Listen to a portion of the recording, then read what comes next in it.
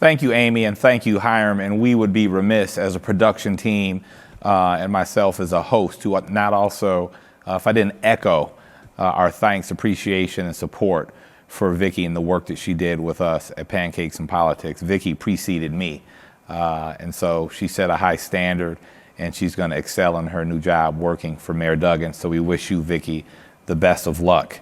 Let me introduce our panel. We'll go ladies first. My mother taught me to do that, Darienne. But Dr. Darienne Hudson is President and CEO of United Way for Southeastern Michigan, doing phenomenal work. We're going to get into the detail of the work. But it's funny. It's kind of like when I meet somebody and they're like, "Oh, is your dad Dennis Archer, the mayor?" I'm like, "Yeah." And so people meet you and they're like, "You're Tiffany Jackson's girl." Yes. Darienne and Tiffany Jackson, who works with me, are good friends. To my left is Jacob Cohen, but we're going to go with Jake while we're here today. So Jake is one of the founding members of Detroit Venture Partners. And we talk about reimagining Detroit. Probably 50 or 60 years ago, we would not have thought of Detroit as a hub for tech. And so, Jake, we're going to get into that a little bit later. And our social entrepreneur, Mr. Shawn Wilson, is a professed social entrepreneur, but he has lived that his life. We've known him, a lot of us, for his work, most recently at the Ford Foundation, very supportive of the city of Detroit, very instrumental, Shawn, as it relates to the train station and that investment and the way that it was executed as it relates to including that community and taking input from that community really is a new blueprint for large-scale community investment. So we thank you for that. And welcome to town, Kofi. Hey, thank you. Kofi is president and CEO of Bedrock, could have retired now. And we're going to get to the story of how you got here. But Kofi's had an esteemed career helming publicly traded companies on the West Coast, being in the front office of professional sports, having an investment and real estate development company yourself with your wife. And now you are here putting roller skating rinks in downtown Detroit. So we're gonna get to all that shortly. And actually, let me start with that since we're with you, Kofi. We've had a pleasure of spending some time together, and it's very interesting for the rest of the panel. People kept saying you should meet Kofi when he got to town, and it had been months. So finally, I just said, I need to see if I can get him to come over to my house for dinner. And I can't remember a time where I've had a stranger that I've never met before come to my house. We had a lovely evening, and some of your colleagues came, and your lovely wife came, and it was fantastic. But you've worked significantly as an entrepreneur yourself for large publicly traded entities, for sports teams, but really all around investment in the community. And I know just from talking to you the importance of placemaking. You would say probably is just as important as the buildings or developments, the brick and mortar that's happening. And so now we see on the Monroe block, coming off of a phenomenal drive-in movie theater in the middle of downtown Detroit. No one would have thought that would have happened. And you're following that up with a very colorful, interactive play space on that Monroe block to include a roller skating rink. And for those of you who are watching, if y'all can remember Northland roller skating, the 9 o'clock, 7 to 9 on Friday, was the place to be. So there's a lot of passion around skating in Detroit. How did that evolve? That specific project, but then in a broader scale, talk about the importance of placemaking as it intertwines with development. Sure. Well, thank you. Well, happy to be here, and it was a lovely dinner. It was great to finally meet you. So, it's an interesting story. We had a little conversation before we sort of sat down, and we were talking about Atlanta. And I mentioned that my son was in Atlanta. He went to Morehouse. And I was talking to my son about 6 months ago about, what people do, and so what young African-American kids, what do they want to do? He said, Atlanta Friday nights, roller skating. And I said, roller skating? He said, yeah. Then it reminded me that in San Francisco, in the Bayview Hunters Point district, they kept asking me to bring a roller rink there. And then I talked to some of the folks here in this city, and they also talked about roller skating. And I thought, well, that's interesting, but that's the idea, right? Roller skating. But then there are some really talented people within Bedrock that actually came up with this notion. Let's just take roller skating to another level. Let's get some really great local Detroit artists to really put something on the ground so people are really skating on art, and music and all that. So I say it's uniquely Detroit and authentically Detroit. Mm-hmm. So that's how it came about. And look, I take some credit for some of the idea, but it really belongs to my son. But the execution is all the team in Bedrock. All the team in Bedrock. They did a fantastic job. And I keep saying to myself, dare I tape my ankles and get out there and try it for a minute or two? I don't know, but maybe, just maybe, we'll see. I'd probably leave that one alone. Yeah, you might be right there. But to the broader point, though, look, you all you've seen Detroit on its upswing, and certainly there was a dark time when much of Detroit, as I understand it, was frankly vacant. So clearly cities have much more than the bricks and glass and mortar and cement. Clearly. You have to infuse it with people, you have to infuse it with energy, you have to infuse it with excitement. People must want to be in those places because people generally want to be around other people, generally. The last year has been horrendous for us all. Everybody's played a little skit in the Brady Bunch every day with a Zoom or a go-to meetings, looking at each other in squares. And I sense this intensity and urgency for people to get back out. And it just so happened, we got a little lucky. We started planning this a long time ago, but it just looks like things are beginning to relax. So I just think that people need to be where they can meet other people, and they want to meet them in places and spaces that are memorable. So part of our job in building cities and building places is to create those places that create real memories for families. How many times have we talked to our parents and grandparents and they talk about, oh, remember the day? Almost everybody I talk to in Detroit remembers some great times in Detroit, in the good old days. I would love to be able to be a part of creating some new memories for this next generation. And this is part of it. This is part of it, and we have a lot more coming. That's fantastic. Thank you. Shawn, just to piggyback on that, let's go back to Ford Foundation for a second. Follow that up in terms of your efforts in Corktown. Like what were those conversations prior to them being public with community leaders, with the mayor's office? It's a massive project. In large part, there were some murmurs around town, but in large part, you were able to keep it quiet. But talk about the importance of working with the community, delivering against the community's expectations, but while doing something that achieves your business objectives. Yeah, I was blessed to spend, nearly 5 years, with Ford Motor Company Fund, and that project was really one of the most impactful projects that I had a chance to work on. And so, as I was pulled onto the lead team that was helping to kind of roll out the purchase of the train station and really focusing on the community engagement angle, we knew we had to really engage the community and gather community voice authentically. And luckily, part of my responsibilities at Ford Fund was to run the Ford Resource and Engagement Centers, and one of which is located in Corktown. So I already had a relationship with the community. We were already investing, $5 million a year or whatever it was in that community. So I felt like we had some good credibility. It wasn't that we were coming in now because of the train station looking to invest. We had been investing in the community. So I would say, the foundation of that was Ford was a good corporate citizen for many, many years in that community, which then built the credibility as you look to do something as historic as the train station project. But we started with a series of visioning sessions, and really taking a humble approach to say, you know what you need in your community. We're really here to listen and to learn first and foremost, and then put the resources behind, your feedback. Now that's a scary thing. I've been doing those type of visioning sessions for 20 years, whether it was with Youth Voice during my days with Usher's New Look in Atlanta, or the Ford Resource and Engagement Centers.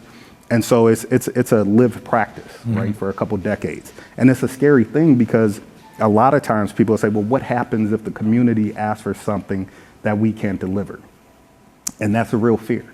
And so what I always share is that, but you have to understand the root of what they're requesting. So for instance, if they ask for something that's not doable, what are they really asking for? As an example, we just led some visioning sessions in Mount Clemens in Macomb County because the Boys and Girls Club is looking to expand into that area. And very similar, there's the feedback. Well, what happens if they ask for too much? And look what they're asking for. They're asking for a pool, and they're asking for a sports dome, and they're asking for, and I said, yeah, but the root of what they're asking for is a robust network of opportunities for their youth to engage in out-of-school time programming. So we don't necessarily have to deliver a sports dome. We don't necessarily have to deliver a pool. We can deliver a robust network of programming, out-of-school time programming that the youth can really lean into. And so long story short, I think that taking that approach was really beneficial. To your point, I think it was now the benchmark. I've heard that from the community direct, that they really felt like Ford authentically sought to understand what they're looking for and delivered on what they could, with it. And I'm proud that even after I left, Ford is continuing that work, which is really powerful. But the last thing I'll say is working on the train station is what actually inspired me to take the position as CEO with Boys and Girls Club. From having the conversations with Hiram, at first I was like, ooh, Boys and Girls Club, that's kind of a dated brand. I think gym swim, I'm a social entrepreneur, I'm a disruptor. I don't think that's a good fit. But then after working on the train station project, I said, but could you reimagine Boys and Girls Club for greater community impact? Could you reimagine it as super relevant for today? And quite honestly, I did the exact same process. In my first 100 days, I met with over 300 community stakeholders, did a dozen visioning sessions and benchmarking tours to set the vision, which is now focused on economic mobility. Interesting, and talking about social impact, I want to come to you, Darienne, in a second, but since I'm with you now, Shawn, talk about those conversations, because for any of you that know Hiram well, Hiram is very convincing. Hiram tries to convince everyone he knows that works for a corporation to quit and be an entrepreneur. He convinced me to, get up bright and early and sit here in front of these cameras a few times a year. So I'm well aware of his skill set. But talk about that conversation and what was it that made you could have gone to do anything. You could have gone anywhere in the country. You probably could have gone to make some more bread. But you decided to work for this organization. To your point, that's brand probably needs a little bit of a refresh. So what made you decide to take on this challenge? It's a great question. It was interesting because, just real talk, the organization was, getting ready to go out of business. It was in the process. It had shut down multiple clubs. It had to sell a club. The culture, the environment with the staff was super negative. It was, the programming was stale. There wasn't one part of the business that we didn't have to address, right? But even with all that, sitting with Hiram, I knew a couple things. One, Hiram was the board chair. And so, we talked about, hey, Hiram, if I come in, I'm going to be disruptive. That's who I am. And Hiram loved that. He's like, that's exactly what I want you to do, right? And I knew I would have the support of the board chair, because if you don't have support of your board, it doesn't matter how disruptive you are, you're not going to be able to progress. And then obviously Hiram being an entrepreneur himself, I knew he would get what we were trying to do, right? And support it and throw his connections and all the resources that he has at his fingertips behind it. So it didn't really feel like a big risk. Obviously when the announcement came out, people were like, what the hell is Shawn doing going to Boys and Girls Club? Because it felt off brand. But I knew I had a great champion in Hiram who is a former club kid himself. And so he cares about the brand. And that's huge because, he's going to support you and do whatever it takes to be successful. So as we went into the visioning sessions, having him at the tables with the youth members, the parents, other funders, it really allowed everybody to hear what the community was asking for. And what they're asking for was for us to treat the root cause of the problem. I spent 25 years trying to get kids to graduate on time, stopping teen pregnancy, gun violence, incarcerations. Those are all symptoms. The root cause of the issue is poverty. And so Boys and Girls Club now is all about economic mobility.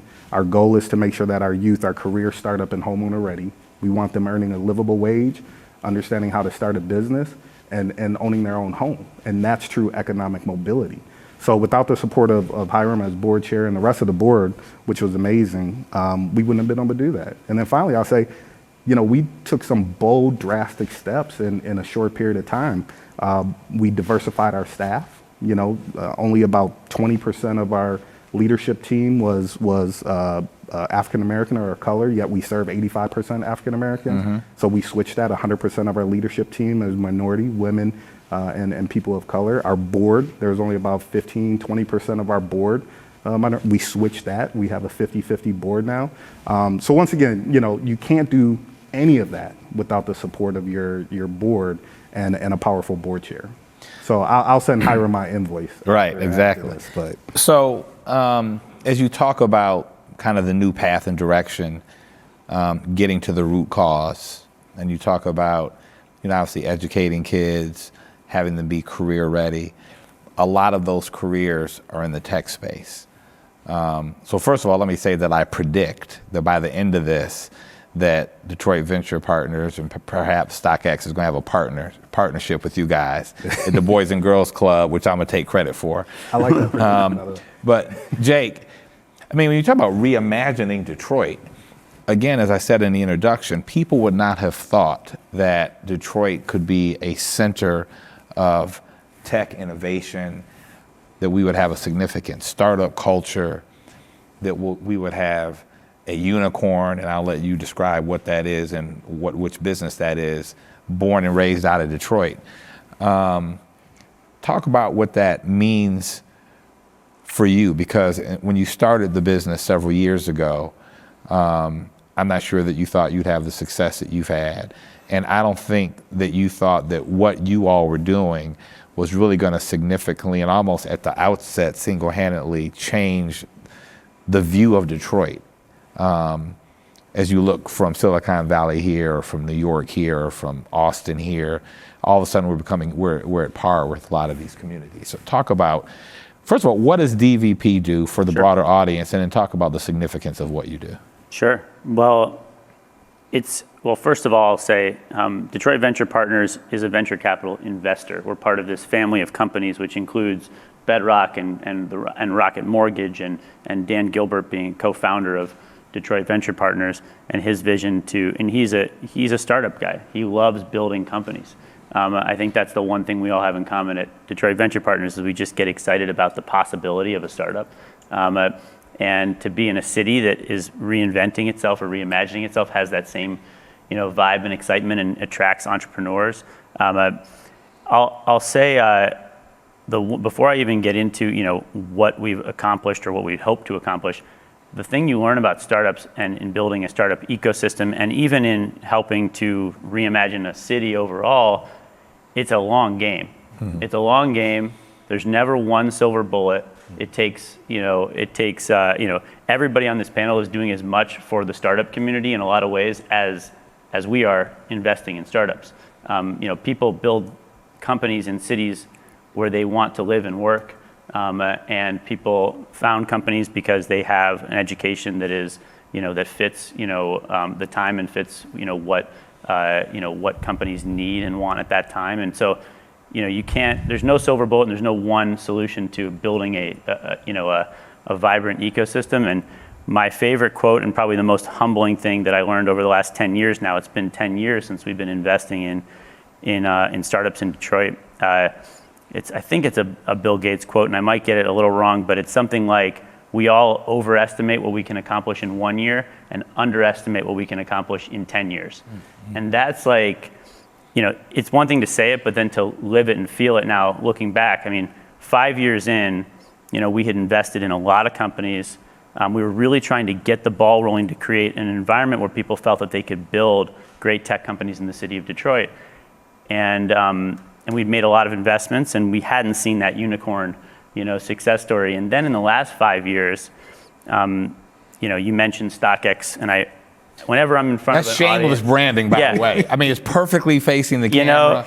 your sneaks are. I had crispy. to do this. Yeah, it's fantastic. So whenever I'm in front of a camera as an investor in companies, I feel an obligation to help them grow their audience. So here we are. But also, it's a great story for Detroit and what's possible here. And we love to be able to point to an example, not just say, oh, we believe you can build a big company in this city like you can do it in any other city. Here's a company that started 6 years ago, and now we have over 1,000 team members. They'll sell over a couple $2 billion worth of sneakers and streetwear and collectibles on this platform, which is a global marketplace now, headquartered out of Detroit. And it shows that it's a tech company. It shows what's possible. What's possible here in the city, and it's great to have that example. We've had that example in some ways with Rocket Mortgage and Quicken Loans. Look at this great big company that we have in our family here, but to show how quickly something like this can develop. So the underestimate what you can do in 10 years.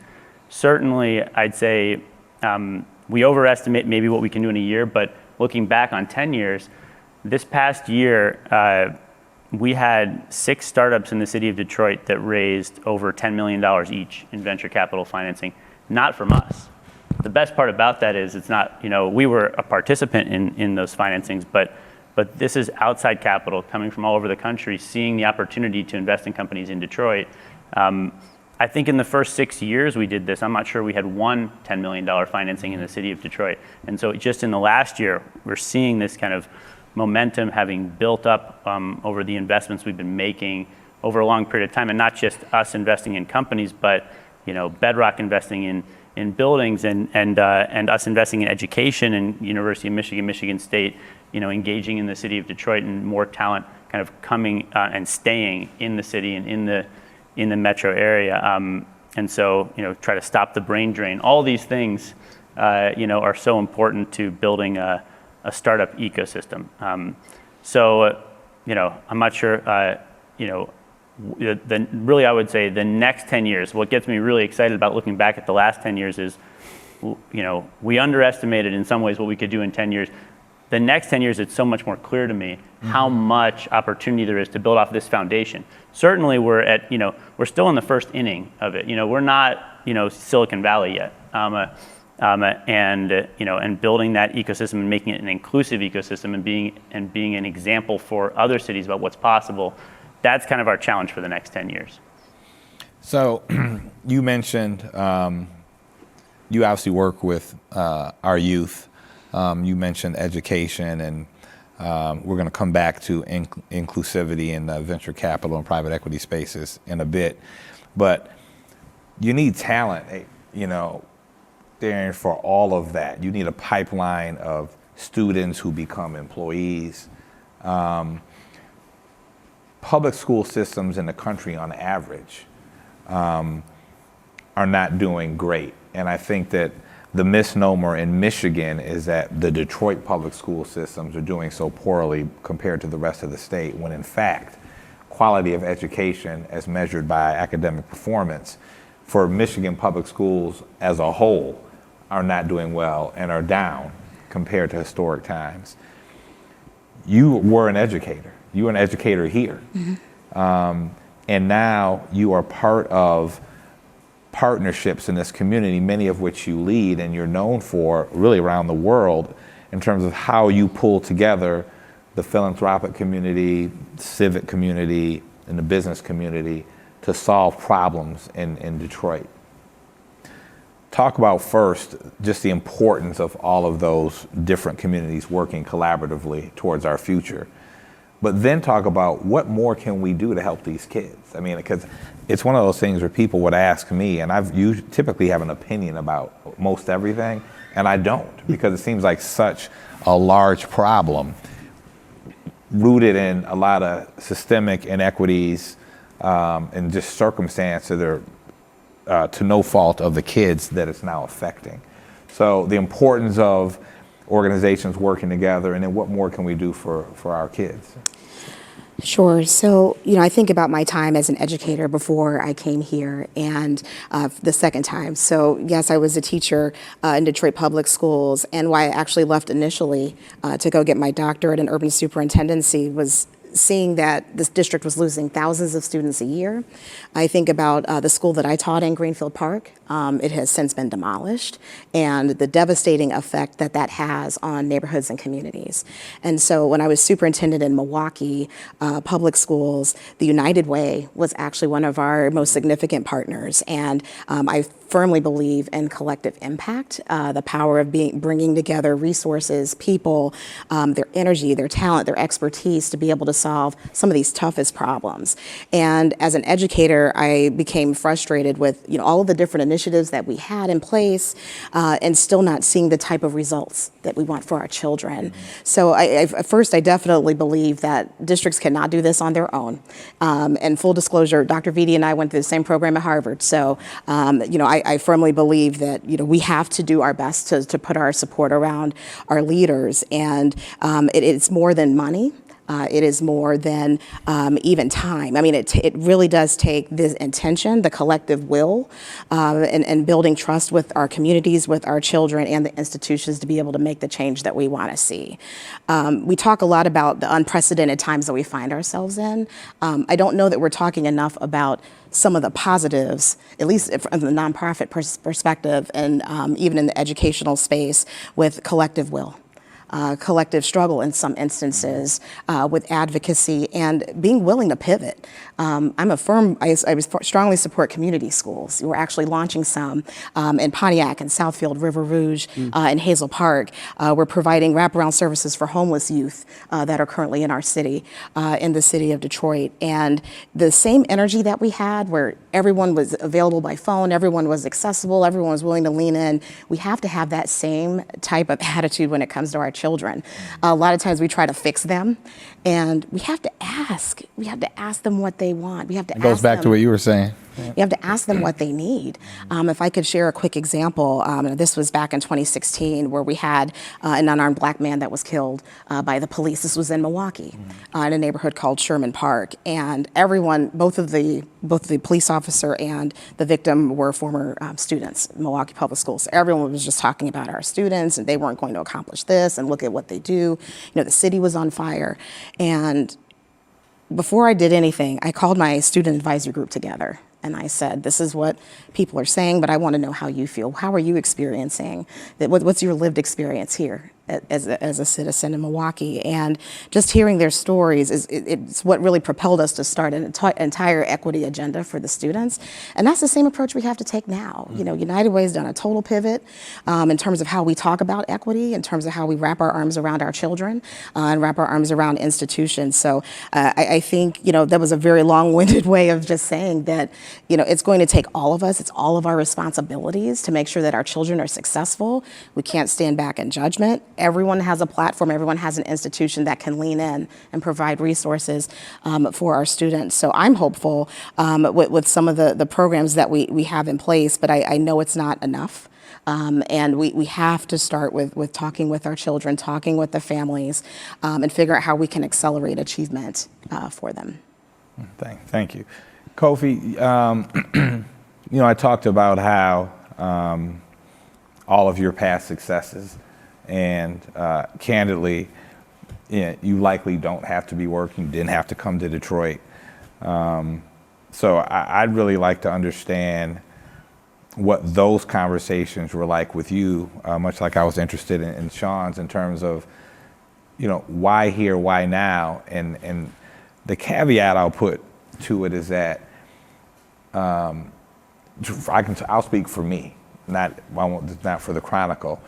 It's so important to have a brother at the helm of if not one of the top 2 or 3 most significant businesses in this town, because over the past several years, a lot of the esteemed black executives who are the black leadership in Detroit, have retired from their positions.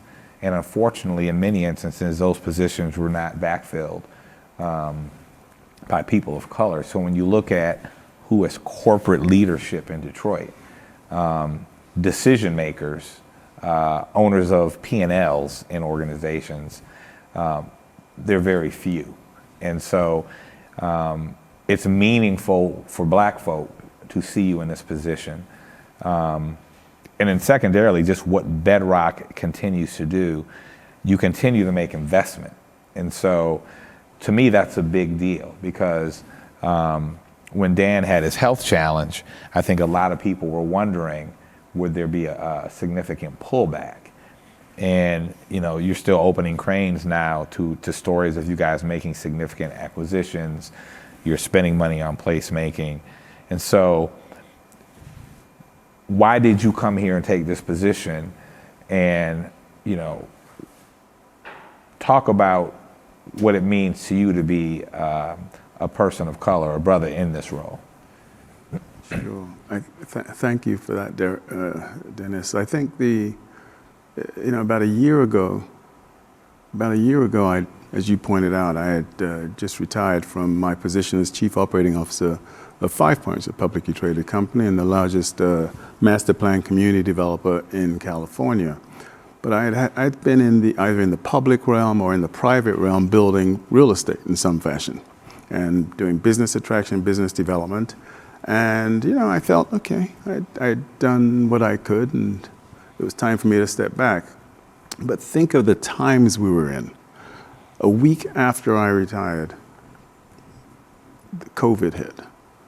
Within that month, George Floyd and everything else, and all hell broke loose. So here I am sitting on my deck in Walnut Creek, California, basking in the sunshine and really wondering what the heck is going on. And perhaps the most telling part of it was I'd considered myself a decent urban developer for the last 35 years of my professional life.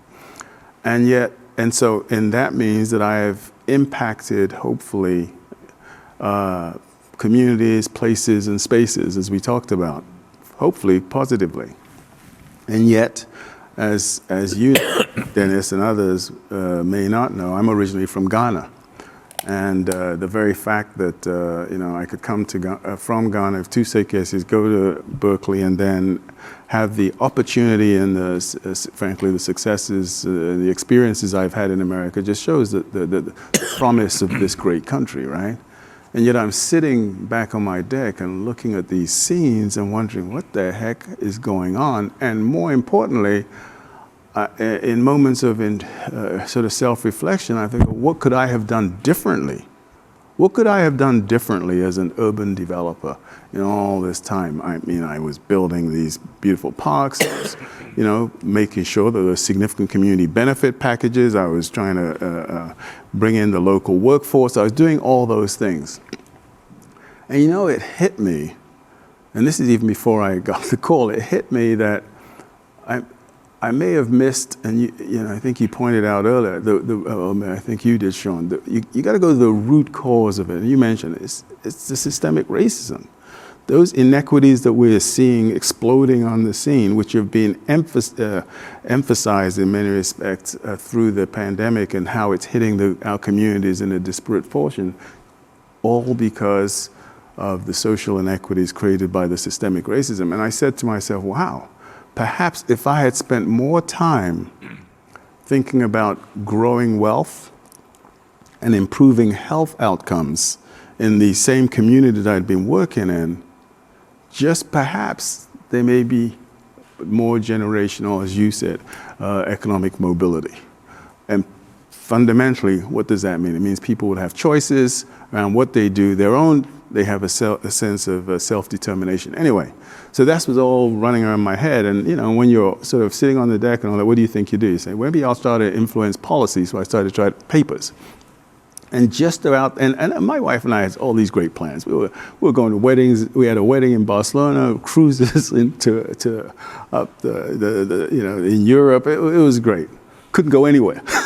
So literally, and here's a guy who's been working, 15 hours a day for most of his life. So anyway, so then the phone rang. Headhunter. Wasn't interested. But the beautiful thing was there's a certain persistence in that process. And I started reading a little bit more about Detroit. And the only experience I'd had with Detroit was when we were in Cleveland, one of my daughters is a pretty good lacrosse player, so I'd have to drive all the way from Cleveland up to Grosse Pointe for her to battle the I don't know, I can't remember the girls' school out there, but it was a pretty prominent school. Anyway, but I didn't know that much about it. And of course, I'd been to Ford Field when I was with the Browns. But in this process of sort of due diligence on my part on Detroit, I had the pleasure of coming to Detroit. And I stayed at the Shinola, and I walked around the Hudsons and walked around downtown. And of course, this is during pandemic time, so I still have not seen the Detroit that you guys know and love, right? It's beginning to creep in every Friday night, perhaps, but I haven't yet seen it.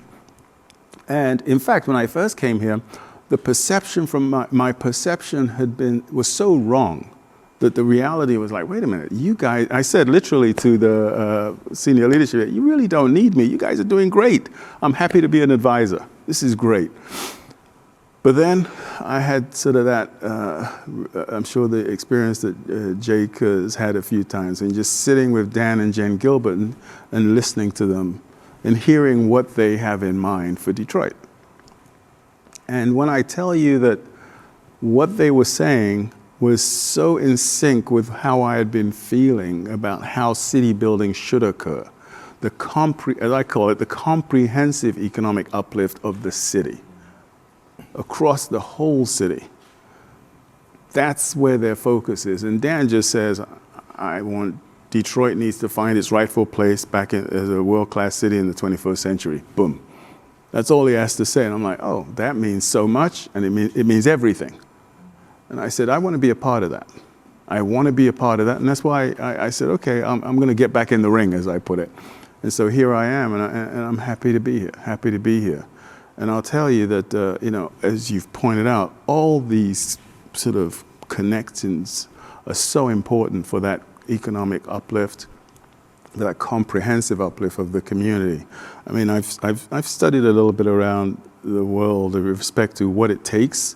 And look, you need creativity, and obviously we're finding that. I mean, that's how the StockX's of the world are coming forward. I mean, the work you're doing with the students and the young kids and creating these new entrepreneurs, you're giving pathways for their creativity.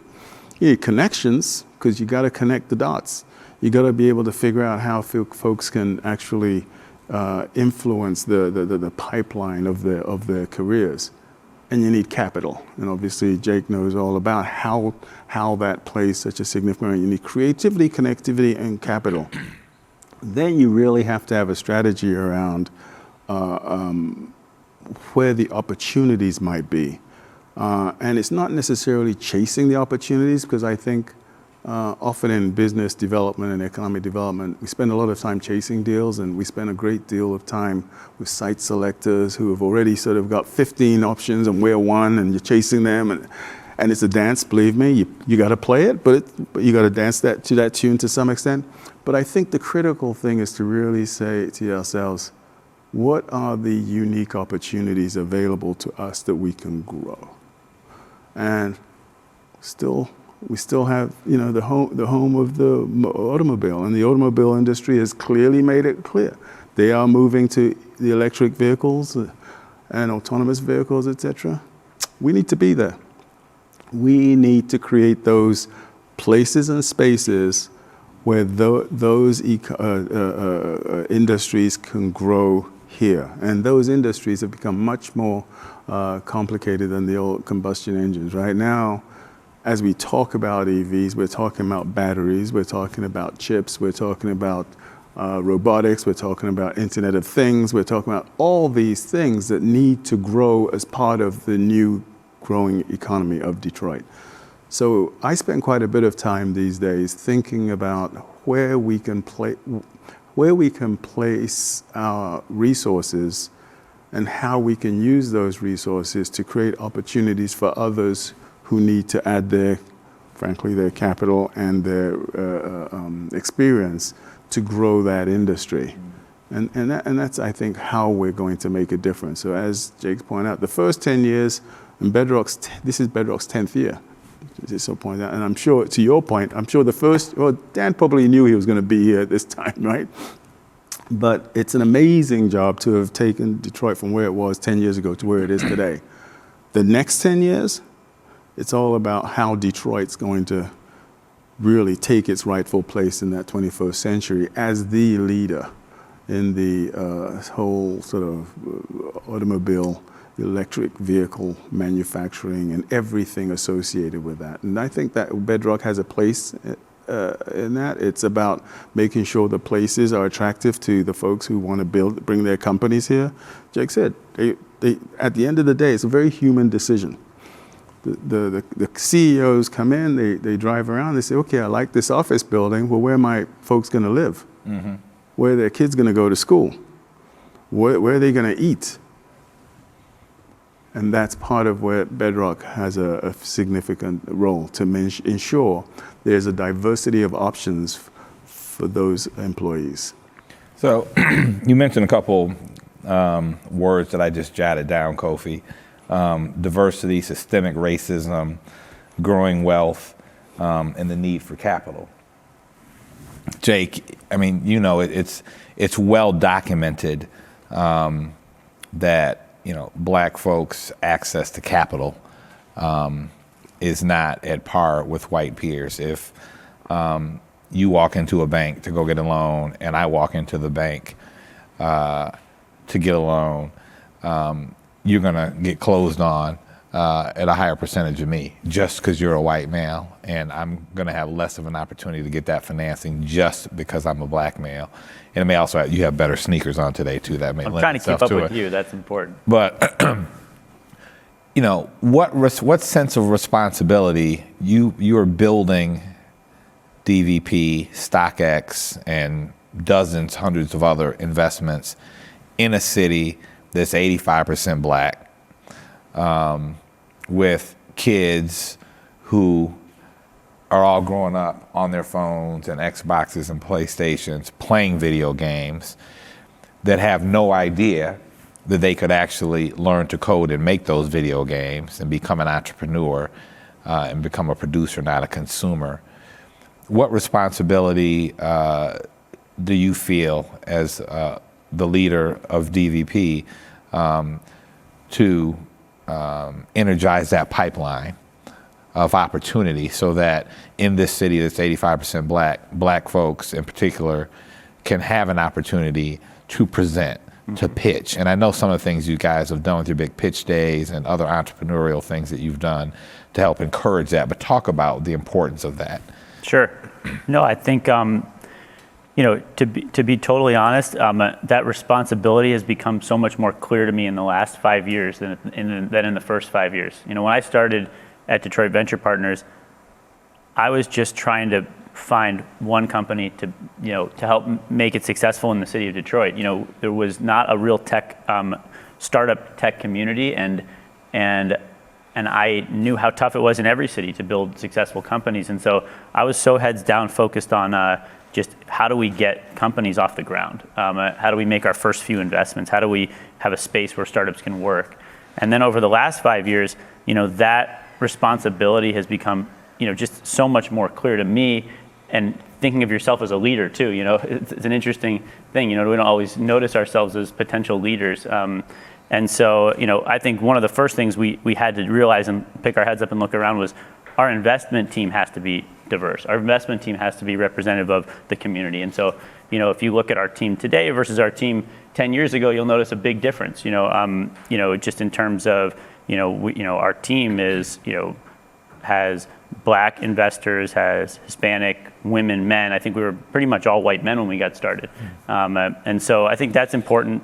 Number one is if you're going to be investing, you have to make sure your team, whatever biases you have can be mitigated by the fact that even unconscious biases can be mitigated by the fact that if you bring in a diverse team, you bring in a lot of perspectives. And so I think that's important. And not only do we have a diverse team today, but we also have a great program, which is, just a little plug, a summer associate program at DVP, which I think is probably it's definitely one of the most diverse programs in venture capital in the country, and I think also one of the best programs in terms of access to real experience. So you work at DVP for a day and you work in one of our startups for 4 days throughout the summer, and we're attracting talent from across the country there, which is going to be a great pipeline for our companies and for our funds. So there's certainly a responsibility there. And I think part of it starts with the team. And then you have to really be, I guess, deliberate and focused on it. You can't just, say we're going to, let things happen. We have to be kind of take a role in that. And so one of the strategies we have is really finding founders at really early stages to back, because you're kind of building a pipeline of opportunities. You don't know which one is going to take off and attract the next 10 or $20 million in capital, and you can't force that necessarily. It's so hard to build companies, but you can make sure that you're planting seeds across a wide range of founders and making sure that they're well represented. And so Detroit Demo Day is one. You mentioned this. We have now for the last 4 years backed 50 founders through Detroit Demo Day. And that's an opportunity for someone to get on stage, pitch their business, get access to a broad range of customers, but also really founder-friendly capital. And that pool of founders can become our, the seed stage startups that we can then invest in. And we're actually about to, we haven't announced it. I guess I can't break it right here. I know we love breaking news on these shows, but we have a couple startups that we've invested in an early stage that we're now going to be backing at a later stage with a lot more capital. So the point, it is I feel a big responsibility now that I could call myself a leader, although you don't always think of yourself that way. Now that we've had some level of success and we feel like there's real momentum here, then you really start to realize, okay, we have a real responsibility. It's not just a nice to have, it's a need to have. I would say seeing Dan Gilbert's his real care, and Jennifer, their real care and attention around how do we build an inclusive community. It's inspiring. It comes from the right place. It's and so I'm sure it'll come up in our conversation. I'm meeting with Dan in the office later today, which is probably the first time we've done that in a long time. And we'll probably talk about this, what we talked about today, and how do we do more, and how does he, put more capital behind it, and how do we attract others, and so it can't be one company and one investor that takes on that mantle. But it's our primary. It's one of our primary goals and challenges over the next 10 years. I mean, it's so important to set that. And how do we? And honestly, it's how we're going to be successful as a city. If we can show that we are the most, not the best tech hub in the Midwest, but the most inclusive. What a competitive advantage is that? Right. For as we're trying to attract talent from across the country, and as we're trying to inspire people who are who are young in the city today, and what's possible, and why they should stay here and build their companies here. And Dennis, just 30 seconds. I think part of that has to be building a pipeline from the neighborhoods to downtown Midtown. So that's one of the reasons last year Boys and Girls Club merged with Pony Ride, which was a small business co-working space and maker space in Phil Cooley. That's right. So we actually merged. So now Pony Ride is only located inside of Boys and Girls Clubs. And we have one location, but we'll be expanding to a total of 5 locations this year. And the power of that is that we understand we have to go to where the talent is, right? We can't always request that the talent comes to us.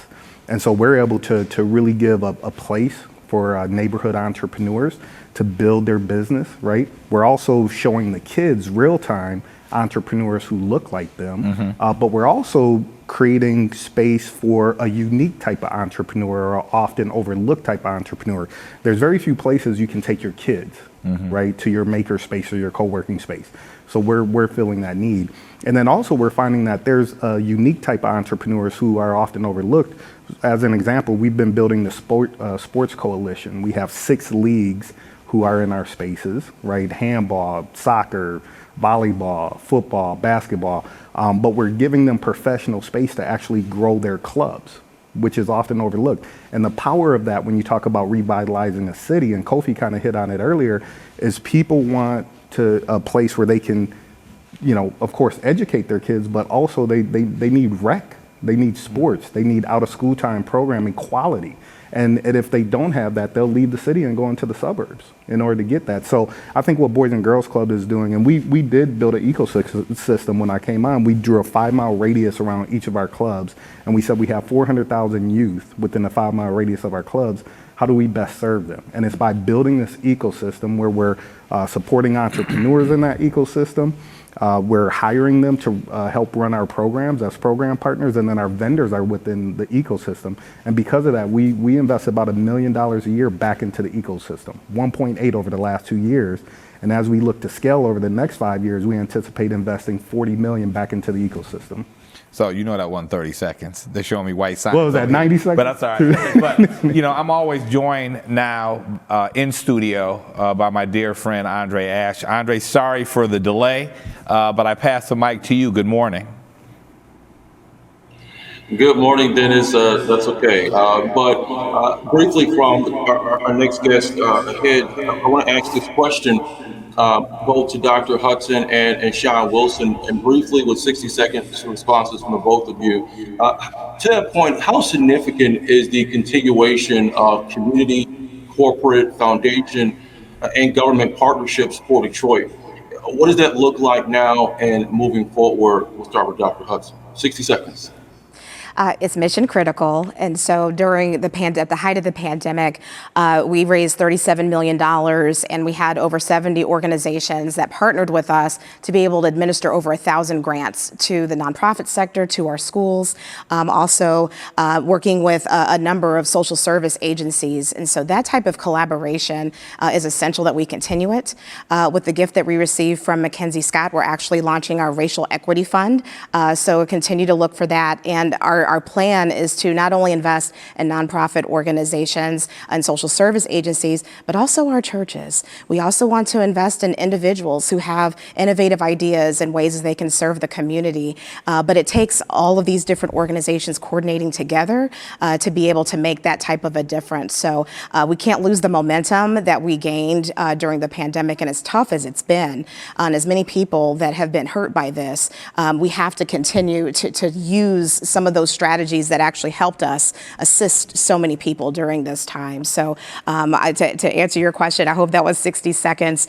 We can't lose the momentum, and this collective impact approach with our corporate and our philanthropic partners is essential for the success of our community.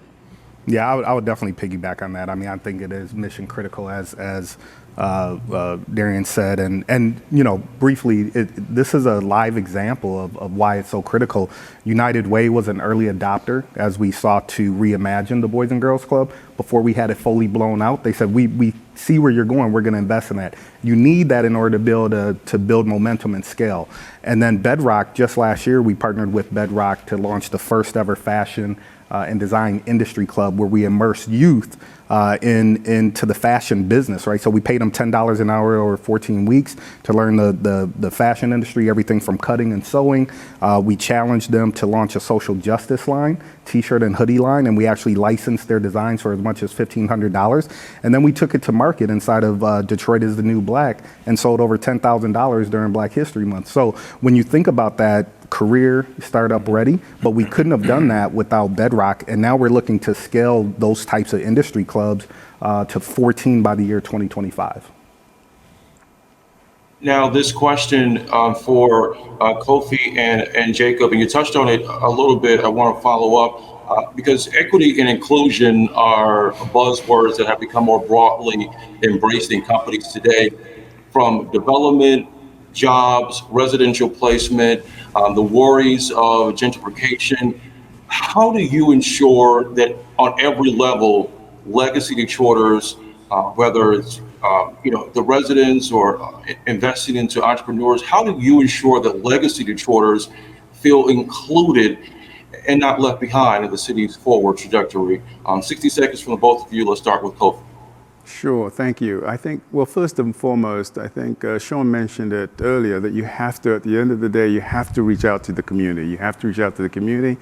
Look, we have great ideas. We have a great platform. We have resources, but it's all our city, and we need to make sure that we are inclusive in the manner that we ask the question of the people in the community that may ultimately be affected.